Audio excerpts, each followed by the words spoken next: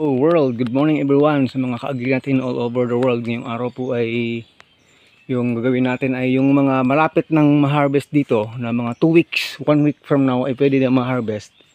Ay hubaran po natin ng plastic. Ibig kong sabihin, kukunan muna natin na ng plastic yan, mga ka-agri. Kung anong reason yan, kung bakit ba mamaya kukunan na ng plastic, kaya po nito kukunin ko, ano ba mamaya yung reason.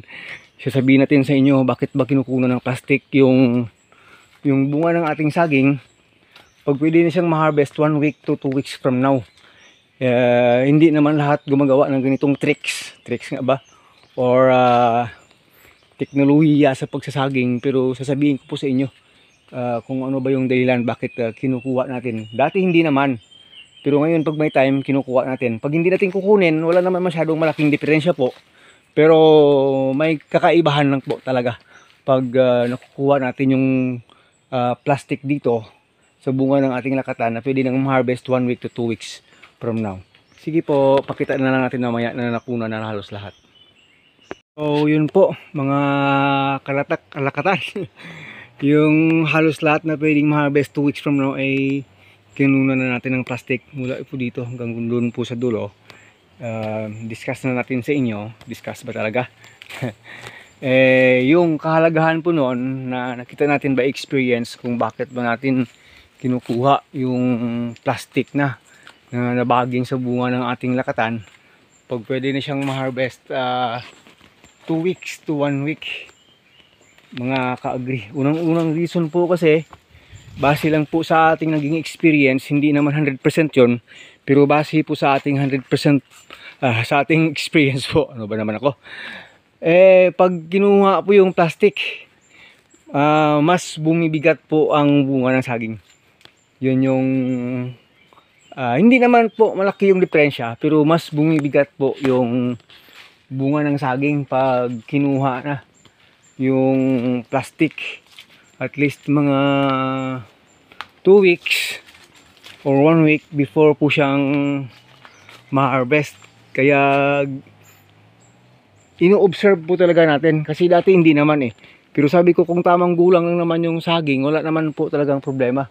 Okay lang naman po talaga kahit hindi kukunin yung plastic, kasi sa iba hindi naman kinukuha Kunti lang naman yung may dagdag sa sa bigat niya, hindi naman ganoon po kalaki.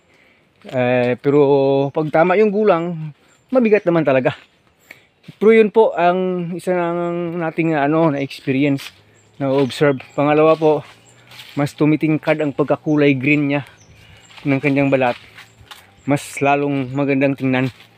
Mas gumaganda po kasi tingnan yung bunga ng saging, balat ng bunga ng saging pag tingkad na tingkad po yung pagka-green compare po sa parang light green lang. Kasi pag hindi po kinuha talaga yung plastic, lalo na po hindi transparent, talagang light green lang po talaga yung kulay. Pero mas maganda po kasi tingnan yung kulay ng bunga ng saging pag green na green ng ating harvest. Maganda po sa mata.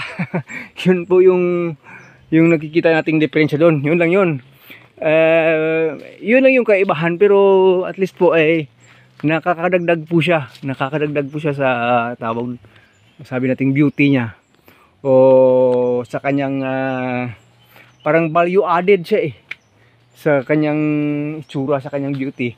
So ginagawa na rin natin dito sa taas. May mga malalaking bulto ditong kinunan na ng plastic na din. Ganun po yung effect. So syempre may rin dyan sa mamimili, tawag doon, parang may konting effect na rin sa gustong bumili ng lakatan. Pero yung kanyang texture, wala po siyang itim-itim. Wala rin siyang itim-itim kahit nakukunan na ng plastic. Wala na pong magagawa yung mga insekto at fungus pag ganito na po, na malapit na siyang ma-harvest talaga. Hindi na po yan mag-iiba yung yung outside appearance niya, na gaya ng hindi mo binalot mula sa umpisa. Marami talaga yung mga itim-itim sa bunga, kasi nga may tama yun ng mga paa-paa ng mga insekto kung makapunta dyan. At saka pag maraming moisture yung fungus, yun po, na-istorbo na rin niya yung beauty. So yun mga ka-agri, yung reasons kung bakit ba mas maganda kunan ng plastic. Hindi ko naman sinabing yun na talaga yung susundin nyo pag andyan kayo sa inyong mga taniman ng lakatan. Eh sa akin, depende na rin sa inyo kasi sinabi na rin na ng mga ibang nagtatanim ng lakatan. Noon hindi naman tayo naniniwala eh. Pero sabi ko, iba kasi kapag na-experience mo, ikaw talaga mag-i-experience eh. Paano ba, andyan ka na sa taniman mo, why not try? Bakit hindi mo i-try? Eh pwede naman matry. So yun po yung nakita nating diferensya. Yun lang naman. Hindi naman masyado ganun ka grabe yung laki yung diferensya. Pero at least po, masasabi natin may value added. May ano siya, may karagdagang kung saan pa pogi points. Yun po mga ka-agree. So yun, sana may natutunan ng konti dito sa ating taniman ng lakatan. Bakit ba kinukuha natin yung bagging ng lakatan, yung kanyang plastic? Pag pwede din siyang ma-harvest within 2 weeks sa kanyang puno. Try nating magtawag doon, maglibot dito sa ilalim para ipakita sa inyo kung ano na ba yung dito pa nga. Ito yung ating pangalawang area ito na po siya. Ganito yung siya kaganda talaga talagang pati yung mga damo-damo kontrolado na niya sa ilalim. Mapatubo mo ng pakonti kahit hayaan mo na, ay naku, wala na. Parang tingin nyo malinis na malinis talaga, pero may tumutubo po, may mga damo-damo po yan, hindi rin shadow kita yan po. Pero pag ginanyan mo, ay naku po, kalinis tingnan. Kasi hindi na yan makaka-istorbo sa lakatan. Wala nang powers yung mga pakunti-kunting damo mga kaagri. Ito nga dito sabi ko by July pa sana ito dito magkakabunga siguro. Pero may mga binabantayan natin dito, baka kasi by the end of June pwedeng magbunga. Kasi bigla ang tumaas yung mga puno dito, gaya po nito. Gaya po itong nabali yung isang sanga niya dahil siguro sa lakas ng hangin. Malaki na yung puno nito.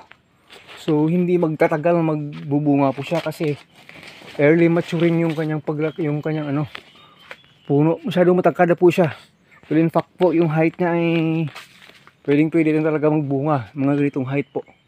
Ganyan po, kasi yung top na hanggang sa taas siguro hanggang 20 feet, abot nga yan siguro yung top na eh. Ganoon na po katangka dyan, mataas na po. So syempre pag nagbunga siya, mula sa lalabasan ng kanyang bunga, estimated po natin nasa mga 13 feet na nga siguro eh. So masyadong matangkad na. Kahit nga 10 to 11 feet lang okay na eh. Pero kasi dito, hindi po ito natamaan ng stress dito. So yung paglaki, dire-diretso, ganda. Yun yung mga tawag, mga diferensya. Makikita mo talaga yung mga differences habang nandito ka sa yung taniman. Kasi araw-araw kang nandito, makikita mo po talaga mga kagri. Gaya rin dito sa third area natin. Ito yung third area natin. Bumahabol po siya. Bumahabol po. May mga puno dito na biglaan na rin lumaki. Kaya dito, bigla na rin tumangkad. Sabi ko, nasa productive stage na talaga eh. Hindi mo aasahan na isang araw maglalabas na lang ng bunga. Bumiyak na yung puno eh. Bumiyak-biyak na eh. Na-lecture natin dati sa inyo bakit nagbiyak-biyak yung puno ng mga saging. Yun po mga kagi. Dito. So yun, maraming salamat po. Balik kayo konti dun. Balik na naman itong isa. Nako, sabi may lumabas na bunga. Wala pang 7 months to. Nako, sabi may nabali lang sa nga. Sabi ko, kakasabi ko lang by the end of July pa May 30 pa lang tayo ngayon May lumabas po bunga dyan. Nagkabunga talaga itong isa.